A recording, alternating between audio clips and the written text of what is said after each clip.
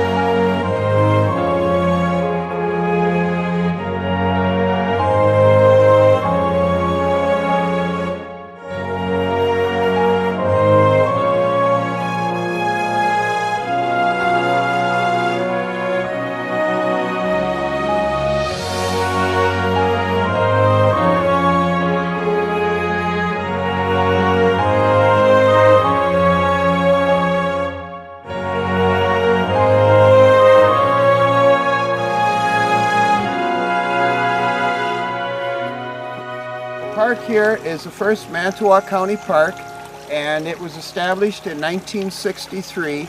It was bought from property that was owned by Adolph Cherney. That's why it's referred to as Cherney Maribel Caves County Park. That was part of the deal. And 21 years later, our Wisconsin Speleological Society members, some of them, discovered the cave February 5th, 1984. And in 1990, on Halloween, some of these cavers broke into the largest room in the cave, which had bats. And that's the biggest single rock to come out of the cave. Now it looks real natural, and it was sitting on the edge up there, but then we decided we wanted to landscape that more flat, have a picnic area. And of course, this is like a construction site. It's work in progress. You know, it takes years of hard digging, a lot of work, tons of material have come out.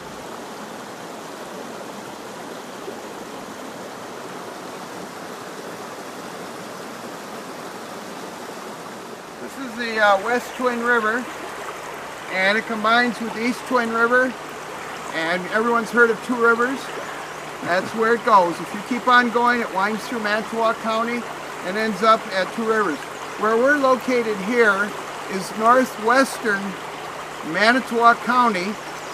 We're about a mile or two from the city of Maribel. Maribel exit is the closest, and Denmark would be the next exit up. There used to be a spring house right here. And they had waterfall, bottling plant. You can see part of the wall up there. And over behind the trailer, when you go back up, is where they had the horse stables. They burned about 1916. The hotel was built by a Steinbrecher, and that was in 1900. Maribel Caves Hotel. And around 1918, right in there, it discontinued as a hotel. I do believe it went into the 20s, but it's questionable. And then it wasn't used until 1933 when a bar was used. And I remember the bar in the basement. And then in 1985 they had a very bad fire, and all you have is the gutted remains of the building. Al is our Wisconsin Speleological Society librarian, and he's an expert master at our WSS website at wisconsincaves.org. There are other caves in here. There are spots where the feather frost does come out. There is a smaller one called Aqueduce up in this area, and I'm not sure which one, but it's more of a crevice cave.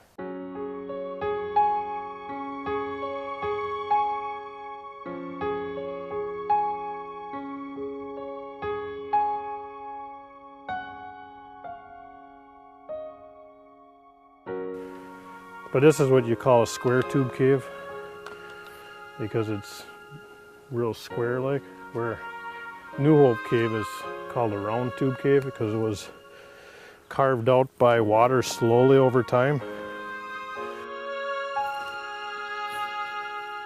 Not a hard part getting down. Yeah.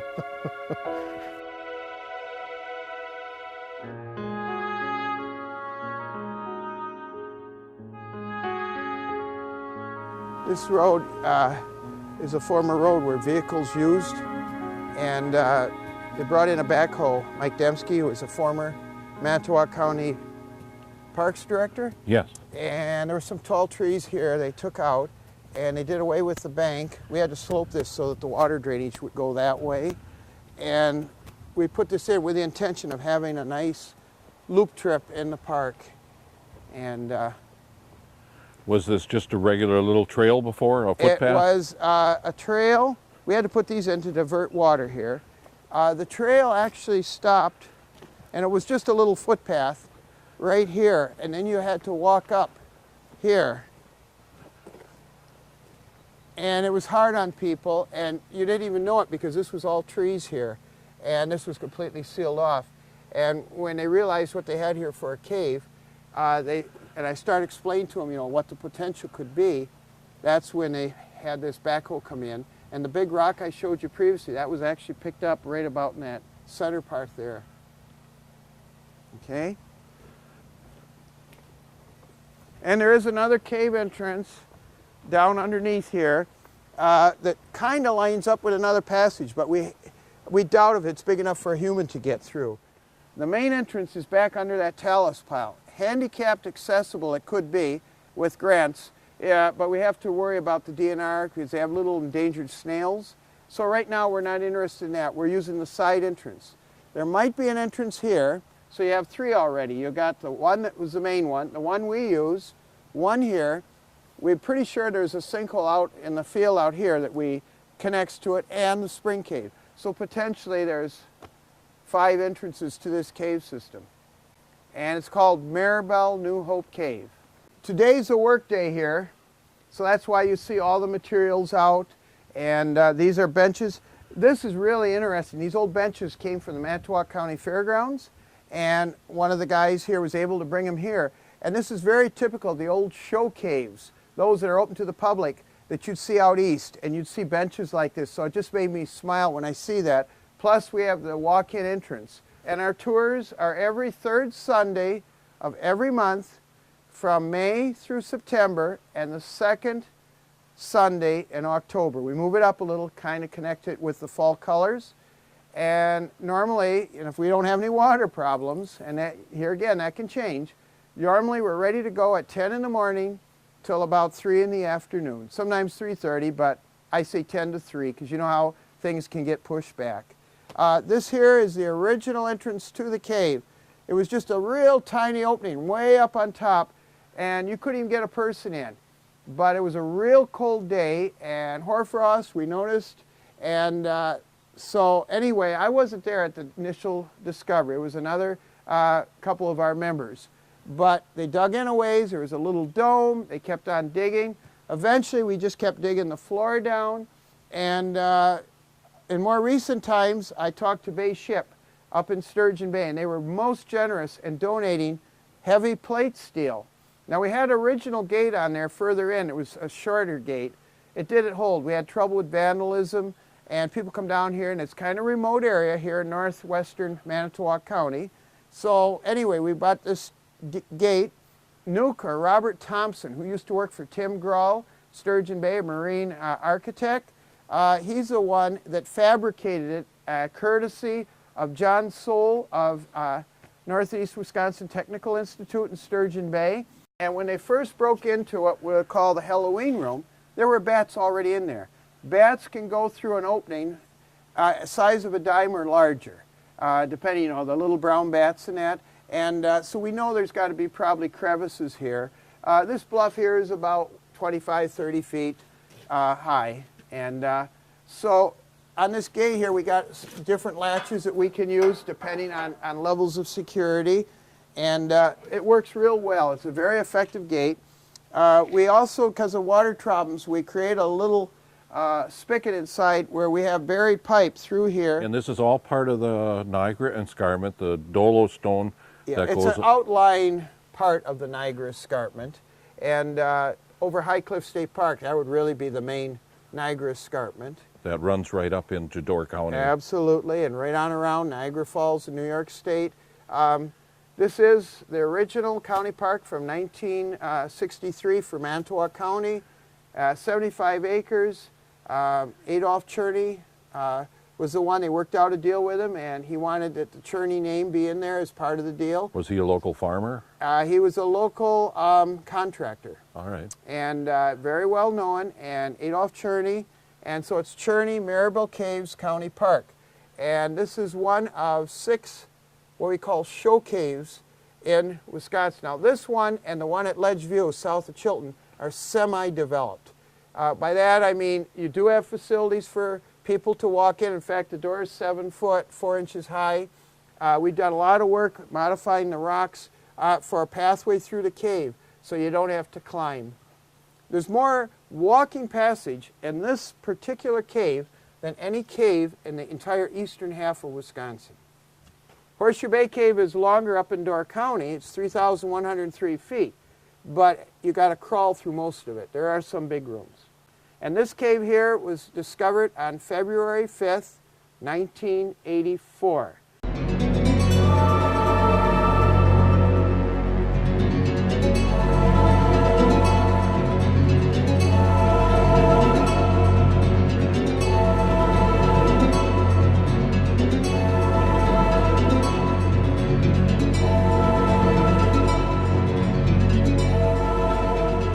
The nice features about this cave is, since it's not a mine, you never know what's around the next corner. I mean, tomorrow we could come in here and suddenly we find that there's a big opening behind here. We've been to the tallest mountain, Mount Everest, with fancy mountain climbing equipment. We've used expensive submarines, gone down 7 miles to the bottom of the Mariana Trench in Southeast Asia. Deepest point in the world underwater in the ocean, Pacific Ocean. We've had people go to the moon with fancy rockets. We've had 12 people on the moon. Well, there's areas in this cave that more people have been to the moon than have been visited by people right here in this cave. And to show you the mysteries, when we came through here, we thought this was basically going to be the Southeast Passage, because there's where we'd crawl along the ceiling. Well, guess what? As we dug the floor down, bingo, here's called the Hidden Passage. And this passage right behind you illustrates, and this is kind of like a dendritic passage. You can remember, like I mentioned before, like a tree laying on its side, and that's the main trunk. As you can see, it's big, 13 feet high. Here is a side branch like of a tree. And this passage here goes in, I would say, about 75 feet. Normally there's not water in it, but it is the spring of the year. It's May, and sometimes we do get some water. Now, you probably are wondering, what does this passage look like before it was filled in, or before it was dug out? If you look right here, we've got a smaller side passage. You can see the banding of the sand, and you can get a little idea what this looks like. And I know from a fact, we've had a probe go in 5 feet here, so we know it goes at least 5 feet. Now, the reason it's flat and smooth like that is for a soil profile where we actually scrape down so that you could see the banding of the layering. So if this is a vadose or a stream-formed cave, wash deposits would come in and form layers.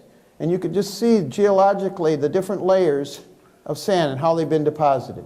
Is this a tree root right That is a tree root, correct. And in Africa, I know that some tree roots go down 40 feet or more just to get water. And believe it or not, there's a cave not shown to tourists, but the largest underground lake in the world, of all places in the country of South Africa, which is generally arid.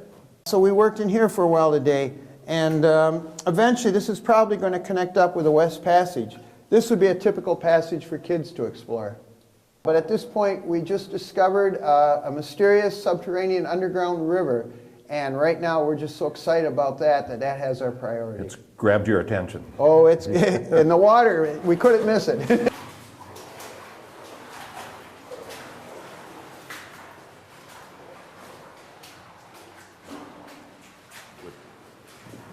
I don't mind getting wet. You can either. film as you're going along, you get an idea. Now, we're gonna let Brian and I'll let you go through. I'll tell you what, if you wanna walk first and film as you go, notice the subterranean river passage. This is a part of it, but not, it's a side branch. You wanna? No, you go ahead. And anyway, this was parts, there were rooms here that you could break into, like here on the right. And this is very unusual in Wisconsin cave to see a natural pillar, and that's it. And the little stalactites, see them up there on top? On this side, you can just see some of them. And they get much bigger and better in the back. We're going now into the west passage. There's a former dirt level, see the layers of the calcite ridge?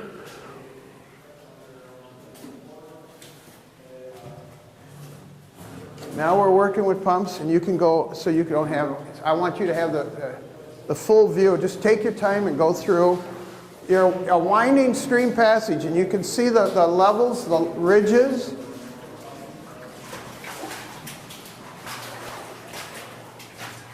Very unusual to be in northeast Wisconsin and have a cave with this kind of walking passage.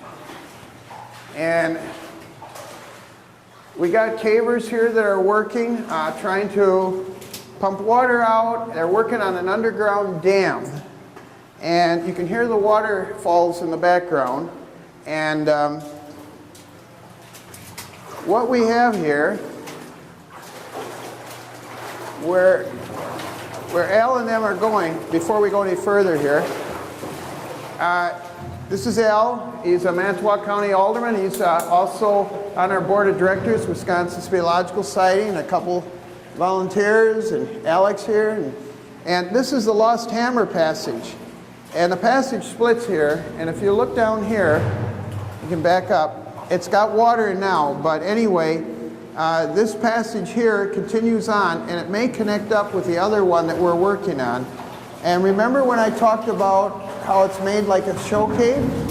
This is another pulpit rock, nice flat rock. You stand up, you can talk to groups on all sides of you. So I mean, it's a perfect situation here where you can have groups completely around you as you lecture, and everyone can hear you and see what you're presenting. What's that booming sound here?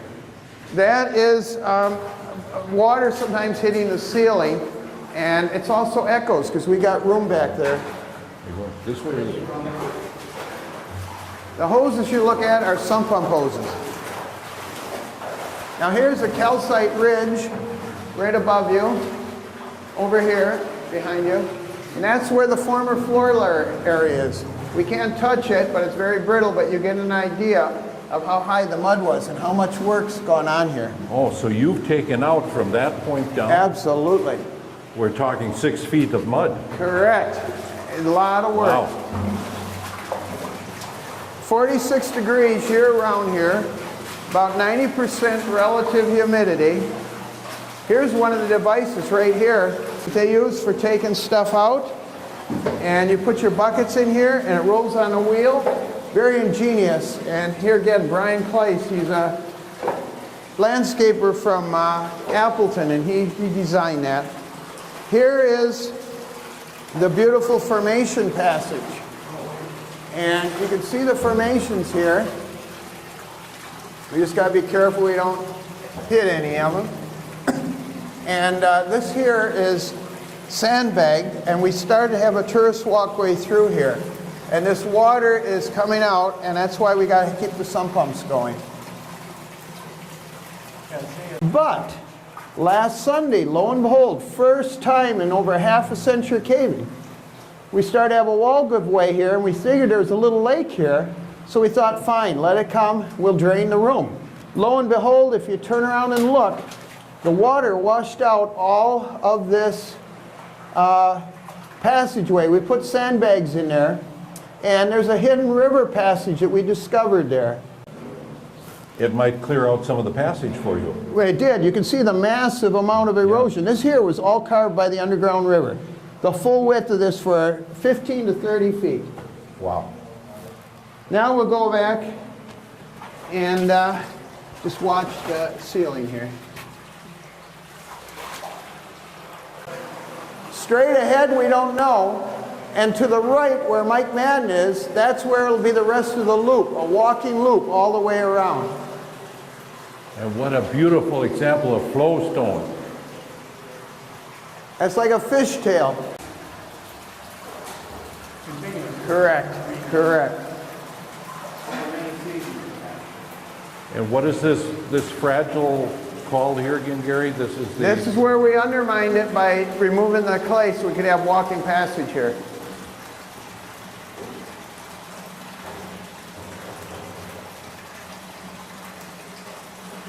And we're seeing some stalactites up to 4 or 5 inches long up here. Exactly. There's hundreds of them in here.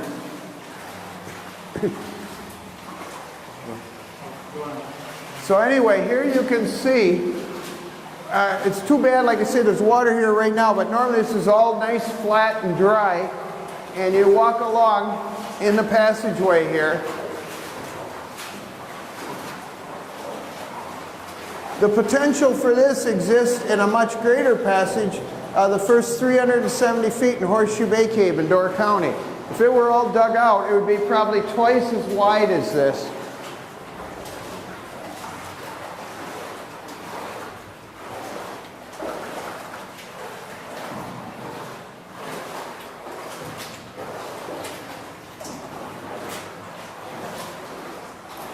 This is great. This is wonderful.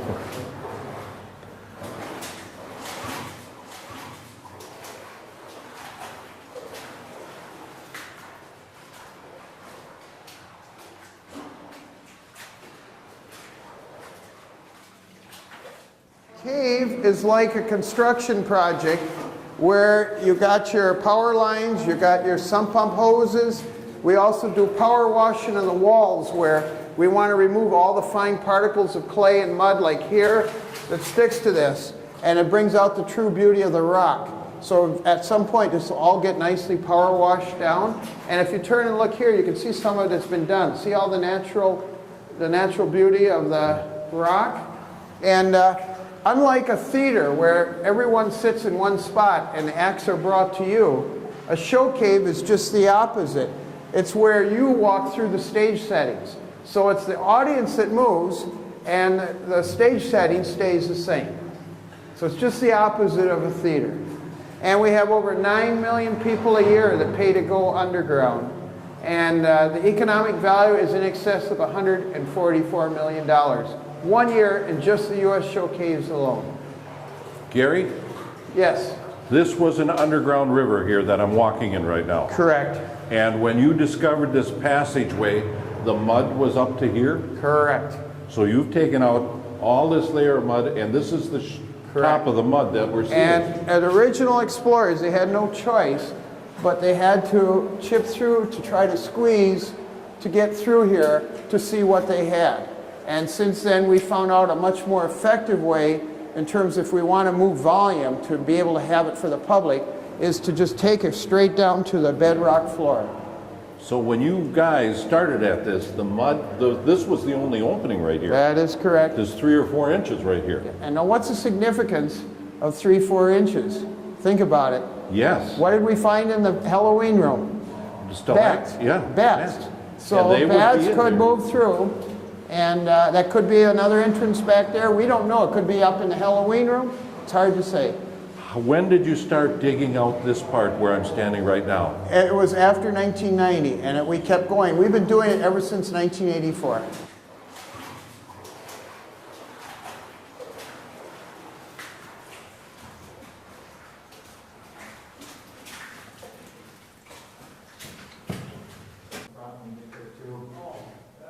Brian is quite the inventor. A lot of cavers invent unique tools to be able to excavate and remove sediment or do what is necessary in the development of a show cave. The little rooms that you see, the domes in here, when we were on our belly, we referred to this as rooms.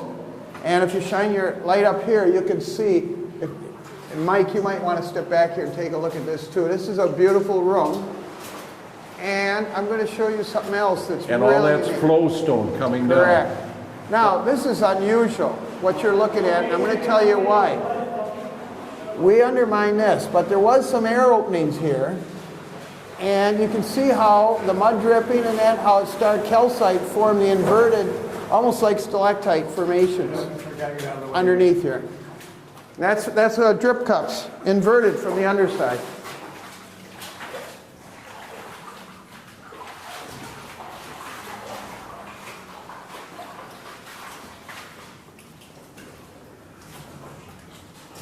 I might add, like even up at Horseshoe Bay Cave, if that was ever developed, up to the entrance, you don't want any more than a 7% grade. The reason, there's a number of reasons. One, if you have over 7% grade, then you need steps. When you're going through a show cave, you want to be able to look at the natural beauty. You don't want to have to be worrying about stumbling and looking down where your feet are going. So that's why we try to keep all the grades under 7%. This cave here is so natural, you don't even have to worry about that. And then obviously insurance is a lot less in the show cave industry when you don't have steps.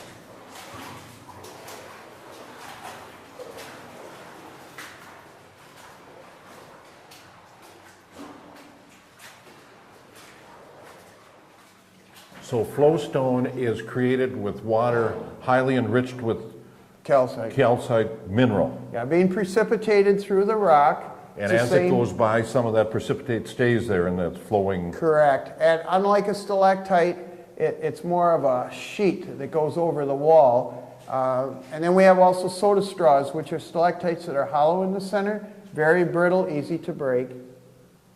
Like I say, this is just an unbelievable cave right here. This is the largest in Manitowoc County.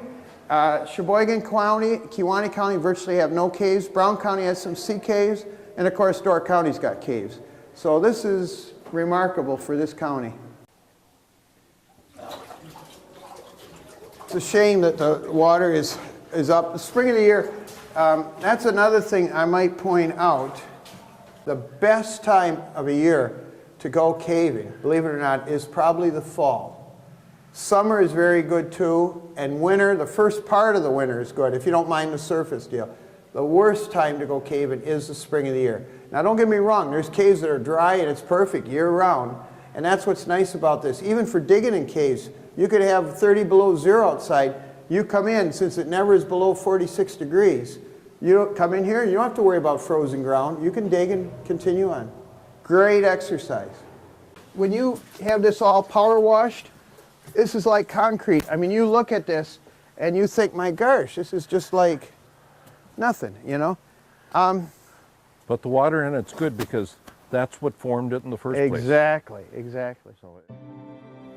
Well, just taking you through a tour of Maribel Caves. We survived. We didn't get too muddy or too wet. Yeah, as you might notice, it was a wet time. It is May 18th today, and we were told that fall tours are not nearly as damp. But it was exciting. We were walking through a foot of water at times and saw some things I've never seen before. Yeah, well, I've never been in there before, so it was all new to me too. So we're glad that you watched us, and we would like to suggest you keep watching Sevastopol television. And come visit Cherney Maribel Caves. Yes, it's near Manitowoc. The easiest way to get here would be take Highway 43 from Green Bay south, and there's a sign near Manitowoc that says Maribel Caves, and it's just off the highway, a very short jaunt over the hill. Thank you for joining us. See you later.